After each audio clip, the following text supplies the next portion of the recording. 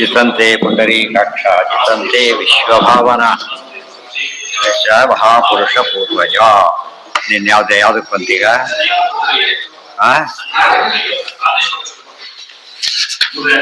ಮೂರನೇ ಅಧ್ಯಾಯ 6ನೇ ಶ್ಲೋಕ. ಇದು ಅನೇಕ ಮೂರ್ತಯೇ ತುಭ್ಯಂ ಅಮೂರ್ತ ಏಕಮೂರ್ತಯೇ ನಾರಾಯಣ ನಮಸ್ತೇಸ್ತು ಪುಂಡರೀಕಾಯತೆ ಕ್ಷಣ. ಪುಂಡರೀಕ ಕ್ಷಣ, ಪುಂಡರೀಕಾಕ್ಷ, ಪುಂಡರೀಕಾಯತೆ ಕ್ಷಣ, ಕಮಲಾಕ್ಷ, ಕಮಲಾಯತಾಕ್ಷ ಇವೆಲ್ಲ ಒಂದೇ ಪದಗಳು.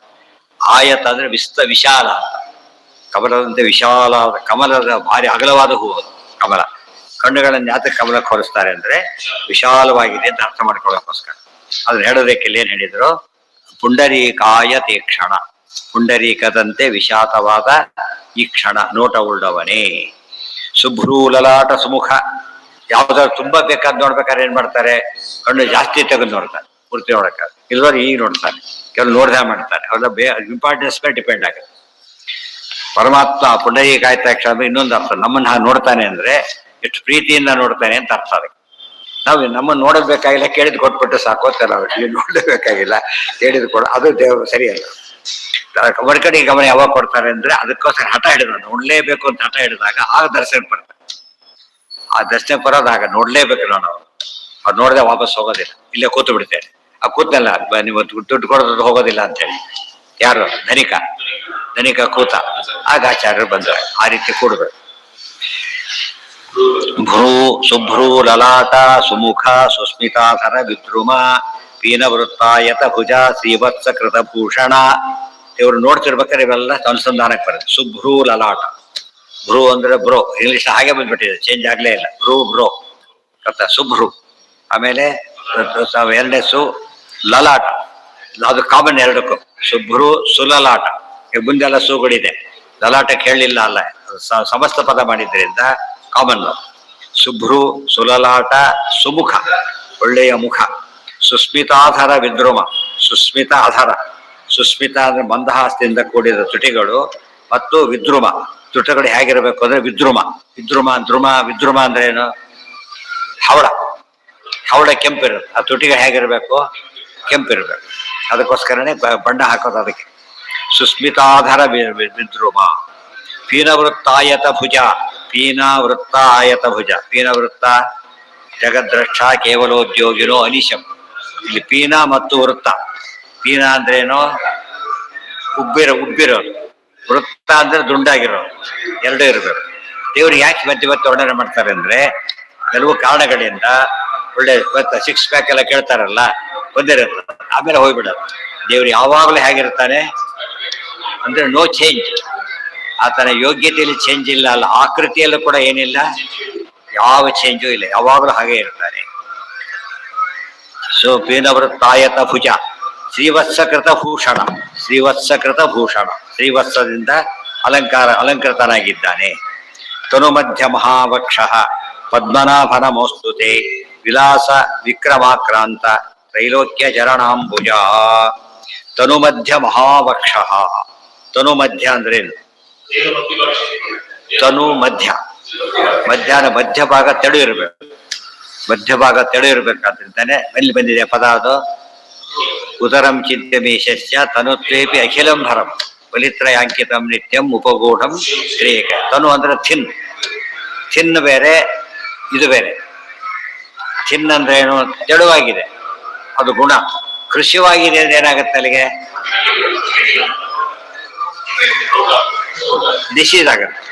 ಆದ್ರೆ ಸಂಸ್ಕೃತದಲ್ಲಿ ಕೃಷಿಯಕ್ಕೂ ಥಿನ್ ಅಂತ ಅರ್ಥ ಇದೆ, ತನಕ್ಕೂ ಹಾಗಿದೆ. ಬೇರೆ ಕಡೆ ಅಪ್ಲೈ ಮಾಡಬಾರ್ದು. ದೇವ್ರ ವಿಷಯ ಬಂದಾಗ ಥಿನ್ ಅಂತಾನೆ ಅರ್ಥ. ಎಷ್ಟು ಕೂತಾರೆ ಮೈಕ್ ಬೇರೆ ಅದು. ನಮ್ಮ ಮೈಕ್ ಫೇಲ್, ಅವ್ರ ಮೈಕ್ ಫೇಲ್ ಆಗೋದೇ ಇಲ್ಲ. ತನುಬದ್ಧ ಮಹಾವಕ್ಷ ಪದ್ಮನಾಭನ. ಇವೆಲ್ಲ ನೋಡಿ ಅಜ್ಞಾತ ಪಾಪಗಳು ಅಂತ ಕರೀತಾರೆ. ಅವ್ರಿಗೆ ಉದ್ದೇಶ ಇಲ್ಲ, ಅವ್ರಿಗೆ ಮಾಡ್ಬೇಕಂತ ಉದ್ದೇಶ ಏನಿಲ್ಲ, ಬಟ್ ಎಫೆಕ್ಟ್ ಕ್ರಿಯೇಟ್ ಆಗುತ್ತೆ. ಉದ್ದೇಶ ಬಿಡ್ಲಿ ಕೆಂಡ ಕಾಣದೆ ಮುಟ್ಟಿದರೂ ಸಹಿ ಕಣ್ಣು ಮುಟ್ಟಲು ಸಹಿಸದಿಪ್ಪದೆ. ಅದೇ ಅಜ್ಞಾತ ಪಾಪಗಳು ಎಷ್ಟೋ ನಮ್ಗೆ ತರ ಆಗಿರುತ್ತೆ. ಏನೋ ಕ್ಯಾಲಿ ಎಲ್ಲೆಲ್ಲೋ ಹೋಗಿ ಏನೋ ಆಗ್ಬಿಟ್ಟೆ ಅವ್ರು ತಪ್ಪು, ಅದೆಲ್ಲ ಪರಿಹಾರ ಆಗುತ್ತೆ.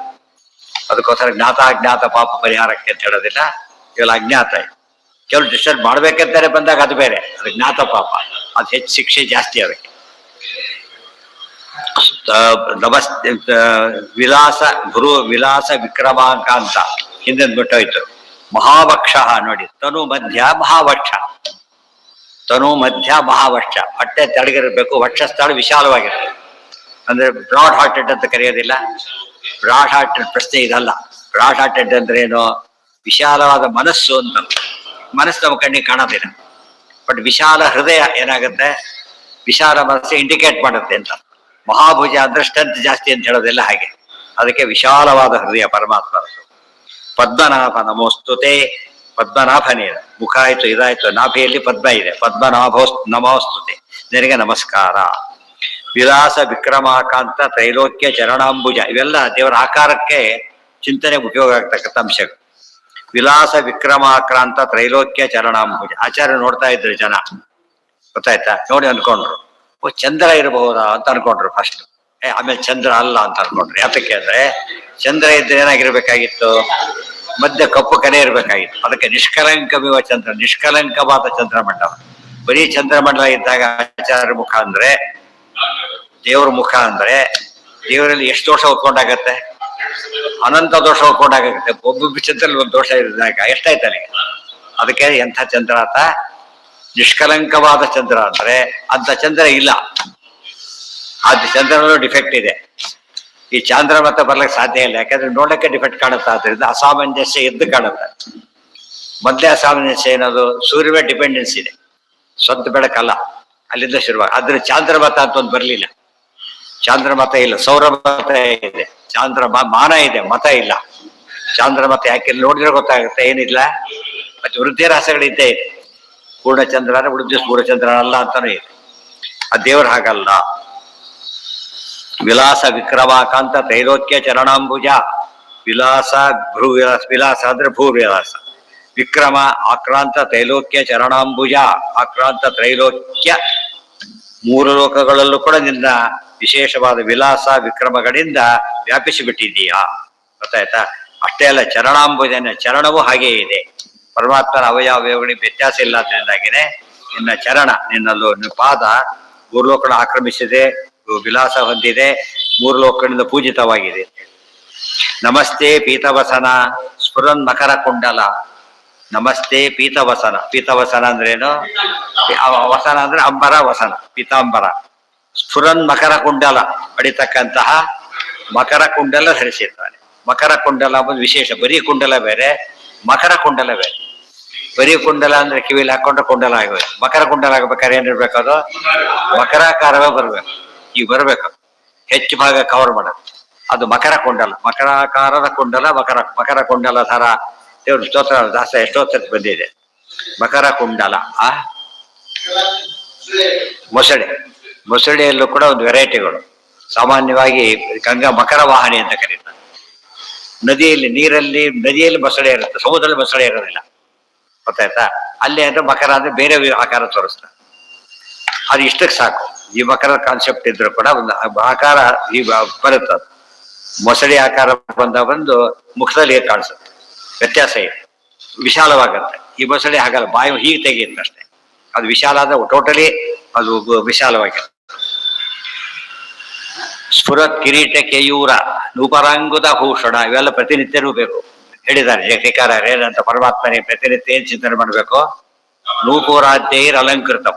ನೂಪುರಾದ್ಯ ಕಾಲ್ಗೆಚ್ಚೆ, ಅಲಂಕೃತನಾದ ಪಾದ ಅಂತ ಹೇಳಿದ್ರಿಂದ ಇವೆಲ್ಲ ತಿಳ್ಕೊಂಡ್ರೆ ಇನ್ನೇ ಸೇರಿಸ್ಬೋದು ಗೊತ್ತಾಗ. ಪ್ರತಿನಿತ್ಯ ದೇವರಿಗೆ ಆಭರಣ ಸಮರ್ಪಣೆ ಮಾಡಬೇಕು, ಮಾನಸಿಕವಾಗಿ ಮಾಡ್ಬೇಕಲ್ಲ, ಭಾರಿ ಶ್ರೇಷ್ಠ.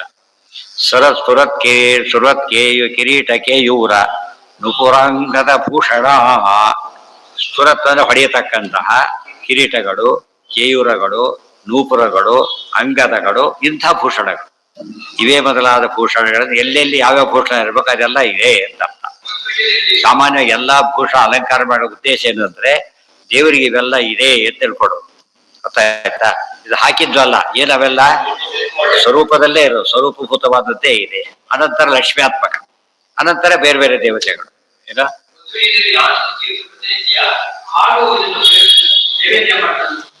ಏನ ಎಲ್ಲಿ ಬಂದಿದೆ ಅದ? ಎಲ್ಲಿ ಬಂದಿದೆ ಹೇಳಿ. ನೋಡ್ಕೊ ಬಂದೇಳಿ. ಇಲ್ಲ ಇಲ್ಲ ಇಲ್ಲ ಇಲ್ಲ, ಅದೇ ಸ್ಪೆಸಿಫಿಕ್ ಆಗಿ ಹೇಳಿಲ್ಲ, ಒಟ್ಟಾಗಿ ಹೇಳಿಲ್ಲ. ಪರವತ ಪರಮಾನ್ನಂ ಪ್ರಾಪ್ತವೇ ಅಪ್ರಯಾಸಂ. ಪರಮಾನ್ನ ಅಂತ ಹೇಳಿದ್ರೆ ಪಾಯಸ ಅಂತ ಅರ್ಥ ಸಾಮಾನ್ಯವಾಗಿ, ಅಲ್ಲಿ ಅಲ್ಲ. ಪಾಯಸ ಅಂದ್ರೆ ಹಾಲಿರ್ಬೇಕು ಅಂತ ಆ ಥರ ಯೋಚನೆ ಮಾಡಿದ್ದಾರೆ, ಅದಲ್ಲ. ಪರಮಾನ್ನ, ಪರಮ ನಿವೇದಿತ ಅನ್ನ. ಪರಮ ಅಂದ್ರೆ ಯಾರು? ಪರಮಾತ್ಮ.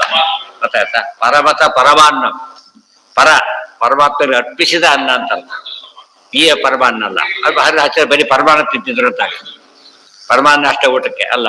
ಪರಮ ಅನ್ನ, ಪರಮ ಅಂದ್ರೆ ನಹರೇ ಪರಮಃ ನಹರೇ ಸದೃಶ ಪರಮಃ ವಿಷ್ಣು ಸಹ ಪರಮ ಸ್ಪಷ್ಟ ತುಷ್ಟ ಪುಷ್ಟ ಶುಭೇಕ್ಷಣ. ಆದ್ದರಿಂದ ಪರಮಾತ್ಮ ನಿವೇದಿತವಾದ ಅನ್ನ ಏನಂತ ಕರಿಬೇಕು? ಉದಾಹರಣೆ ಗಂಜಿ ಕುಡಿತಾರೆ, ನೈವೇದ್ಯ ಮಾಡಿದ ಗಂಜಿ ಕುಡಿತಾರೆ, ಏನದು? ಪರಮಾನ್ನ. ನೈವೇದ್ಯ ಮಾಡಿದ ಪರಮಾನ್ನನೇ ತಿಂತಾರೆ, ಪರಮಾನ್ನ ಅಲ್ಲ. ಪಾಯಸ ತಗೊಂಡ್ರು ಕೂಡ ನೈವೇದ್ಯವಾಗಿಲ್ಲ, ಪರಮಾನ್ನ ಅಲ್ಲ. ನೈವೇದ್ಯವಾದ್ರೆ ಬರೀ ಗಂಜಿ ಕೂಡ ಏನದು? ಭಾರಿ ದೊಡ್ಡ ಪರಮಾನ್ನ. ಅದೇ ಪರಮಾನ್ನಂ ಪ್ರಾಪ್ತಮೇವ ಅಪ್ರಯಾಸಂ. ಅಪ್ರಯಾಸ ಅಂದ್ರೆ ಏನು? ಎದುರಿಚ್ಛಾಲಾಭ ಸಂತುಷ್ಟ, ಇದೇ ಆಗ್ಬೇಕು ಅಂತಿಲ್ಲ. ದೇವ್ರ ನಿಮಿತ್ತವಾದ್ಬಿಟ್ಟು ಬಹುದು, ತಕ್ಷಣ ಏನಾಗುತ್ತೆ? ಅಮೃತ ಆಗುತ್ತೆ. ಯಜ್ಞಶಿಷ್ಟ ಅಮೃತ ಭುಜ. ಅರ್ಪಣೆ ಮಾಡದೆ ಹೋದ್ರೆ ಬರೀ ಅನ್ನ ಅಲ್ಲ, ವಿಷ ಅದು. ಅರ್ಪಣೆ ಮಾಡಿದ್ರೆ ಅಮೃತ. ಇನ್ ಬಿಟ್ವೀನ್ ರಾಜಸ. 3 ಸ್ಟೇಜ್ ಇದೆ ಅನ್ನಕ್ಕೆ. ಭವತ್ ಕಿರೀಟಕ್ಕೆ ಸ್ವರತ್ ಕಿರೀಟಕ್ಕೆ ಇವರು ಅದು ಅಲ್ಲಿಗಿರಲಿ. ನಾಳೆ ದಿವಸ ಮುಂದಿನ ಪಾಠ. ನಾಳೆಗೆ ಇದು ಮುಗಿಬಹುದು. ಯಾವುದು? 3ನೇ ಅಧ್ಯಾಯ.